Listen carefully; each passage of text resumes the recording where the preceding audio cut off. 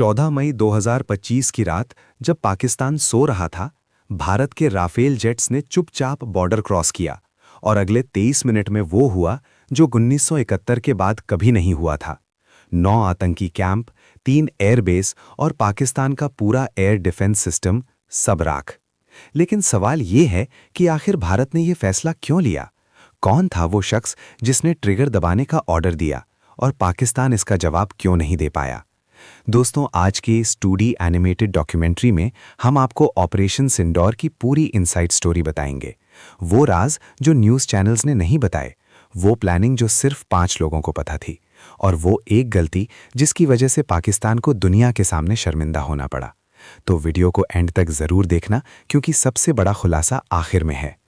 तो दोस्तों, शुरू करते हैं और सबसे पहले चलते हैं 22 अप्रैल 2025 की उस काली शाम में, जब कश्मीर की वादियों में एक ऐसा जुल्म हुआ जिसने पूरे हिंदुस्तान को हिलाकर रख दिया। पहलगाम, जिसे लोग धरती का स्वर्ग कहते हैं, जहां हर साल लाखों सैलानी आते हैं, उसी पहलगाम के बेसरन मैदान में उस दिन कुछ परिवार घूमने आए थे। कोई राजस्थान से आया था, कोई गुजरात से, कोई महाराष्ट्र से। बच्चे खेल रहे थे, महिलाएं तस्वीरें खिंचा रही थीं और मर्द अपने परिवार के साथ उस खूबसूरती को आंखों में कैद कर रहे थे। लेकिन तभी घाटी में गोलियों की आवाजें गूंजी और देखते ही देखते वो स्वर्ग नल्क में बदल गया। 4 से 5 आतंकी जो पहले से उस इलाके में छुपे बैठे थे, उन्होंने पहले टूरिस्ट्स को रोका, उनसे उनका धर्म पूछा और जो हिंदू निकले उन्हें एक एक करके गोलियों से भून दिया। 26 निर्दोष इंसान उस दिन वहां मारे गए। एक पत्नी ने अपने पति की लाश को सीने से लगाकर पूरी रात रोती रही। इस खबर ने जब दिल्ली तक पहुंची तो पूरे देश में एक सन्नाटा छा गया। टीवी पर ब्रेकिंग न्यूज़ आई, सोशल मीडिया पर लोग रो रहे थे और हर हिंदुस्तानी के दिल में एक ही सवाल था कि आखिर कब तक, आखिर कितनी बार हम यही खबरें सुनते रहेंगे और कब इसका बदला लिया जाएगा। उसी रात नई दिल्ली के 7 लॉक कल्याण मार्ग पर पीएम मोदी के घर की लाइटें देर रात तक जलती रहीं। एक बेहद खास और गुप्त बैठक हुई जिसमें सिर्फ 5 लोग शामिल थे। पीएम नरेंद्र मोदी, एनएसए अजीत डोभाल, रक्षा मंत्री राजनाथ सिंह, विदेश मंत्री एस जयशंकर और तीनों सेनाओं के प्रमुख। उस कमरे में जो फैसला हुआ वो आने वाले दिनों में दुनिया का नक्शा बदलने वाला था। पीएम मोदी ने साफ कहा कि इस बार सिर्फ निंदा नहीं होगी, इस बार सिर्फ बयान नहीं आएंगे, इस बार जवाब उसी जबान में दिया जाएगा जो पाकिस्तान समझता है, यानी ताकत की जबान में। अजीत डोभाल, जो भारत के सबसे शातिर और अनुभवी इंटेलिजेंस ऑफिसर माने जाते हैं, उन्होंने उसी रात एक ऐसा प्लान पेश किया जिसे सुनकर कमरे में बैठे हर शख्स की रीढ़ में एक सिहरन दौड़ गई। लेकिन भारत इतनी बड़ी मिलिट्री एक्शन से पहले दुनिया को दिखाना चाहता था कि हम पहले डिप्लोमेसी का रास्ता अपनाते हैं। इसलिए अगले कुछ दिनों में भारत ने एक के बाद एक ऐसे कदम उठाए जिसने पाकिस्तान को बुरी तरह घेर लिया। सबसे पहले भारत ने इंडस वाटर ट्रीटी को सस्पेंड कर दिया, वो ट्रीटी जो 1960 से चली आ रही थी और जिसके तहत पाकिस्तान को सिंधु नदी का पानी मिलता था। पाकिस्तान की खेती का एक बड़ा हिस्सा इसी पानी पर निर्भर था। जब ये खबर इस्लामाबाद पहुंची तो पाकिस्तानी सरकार में हड़कंप मच गया। इसके बाद भारत ने पाकिस्तान के साथ सारा ट्रेड बंद कर दिया, वाघा बॉर्डर को सील कर दिया, पाकिस्तानी नागरिकों के सारे वीज़ा कैंसिल कर दिए और पाकिस्तान हाई कमीशन के स्टाफ को 48 घंटे में देश छोड़ने का आदेश दे दिया। इन सब कदमों ने पाकिस्तान को इंटरनेशनली बुरी तरह आइसोलेट कर दिया। दुनिया के बड़े बड़े देशों ने पहलगाम हमले की निंदा की। अमेरिका ने कहा कि भारत को अपनी सुरक्षा का हक है। रशिया ने सपोर्ट दिया। यहाँ तक कि यूएई और सऊदी अरेबिया ने भी पाकिस्तान को प्राइवेटली वार्निंग दी कि वो भारत को उकसाना बंद करे। लेकिन पाकिस्तान के हुक्मरानों पर इन सब का कोई असर नहीं हुआ। आईएसआई के डायरेक्टर असीम मुनीर, उन्होंने इंटरनली मैसेज दिया कि भारत सिर्फ दिखावा कर रहा है, वो कभी अटैक नहीं करेगा। इधर भारत में ऑपरेशन की तैयारियां जोरों पर थीं। आईएएफ यानी इंडियन एयरफोर्स ने पिछले 2 हफ्तों में अपने सबसे एक्सपीरियंस्ड पायलट्स को एक सीक्रेट ब्रीफिंग दी। उन्हें बताया गया कि टारगेट्स कौन कौन से हैं, किस राउट से जाना है, कितनी ऊंचाई पर फ्लाई करना है और कैसे पाकिस्तान के रेडर को चकमा देना है। भारत के पास इस वक्त 3 सबसे घातक फाइटर जेट्स थे।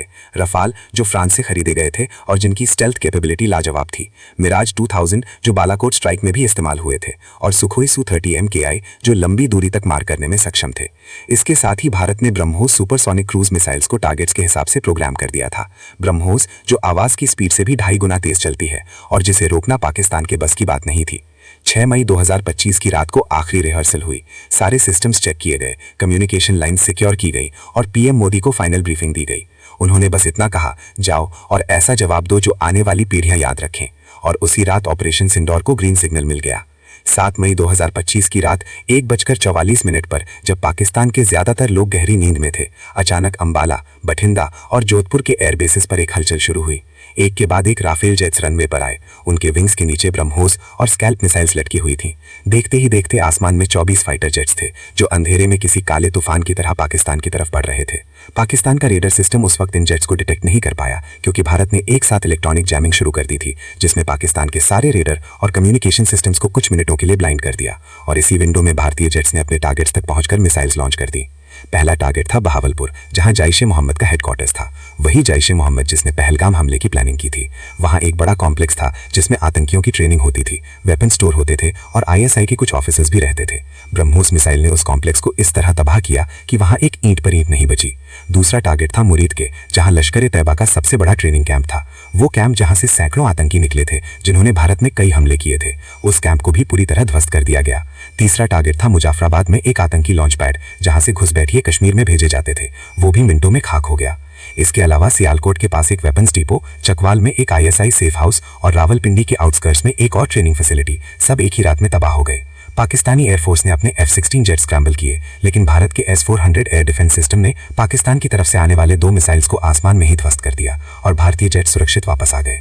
इस पूरे ऑपरेशन में भारत का एक भी जवान शहीद नहीं हुआ, एक भी एयरक्राफ्ट नहीं गिरा। ये भारत की सबसे सफल और सबसे सटीक मिलिट्री स्ट्राइक थी, जो इतिहास में दर्ज हो गई। पाकिस्तानी आर्मी ने इनिशियली दावा किया कि उन्होंने भारत के 5 जेट्स मार गिराए, लेकिन ये सरासर झूठ था, जिसे पूरी दुनिया जानती थी। इधर दुनिया के रिएक्शन की बात करें तो अमेरिका ने तुरंत दोनों देशों से सेल्फ रिस्ट्रेंट की अपील की, लेकिन प्राइवेटली अमेरिका ने पाकिस्तान को मैसेज दिया कि तुमने जो बोया था वो काट रहे हो।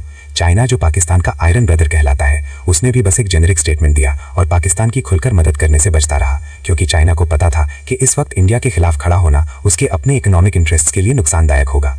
भारत ने अगले 48 घंटे में एक और बड़ा कदम उठाया। इंडियन नेवी ने अरेबियन सी में अपने एयरक्राफ्ट कैरियर्स और सबमरीन्स को डिप्लॉय कर दिया, जिससे पाकिस्तान का कराची पोर्ट कंप्लीट ब्लॉकेड में आ गया।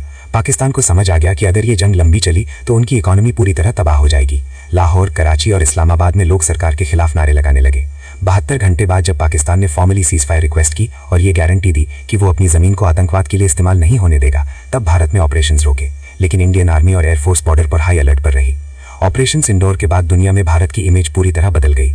ऑपरेशन सिंदूर सिर्फ एक मिलिट्री ऑपरेशन नहीं था, ये एक मैसेज था। और आने वाली नस्लें याद रखेंगी कि 7 मई 2025 की वो रात जब भारत ने दुनिया को दिखाया कि हम शेर हैं, और शेर जब दहाड़ता है तो जंगल कांप जाता है।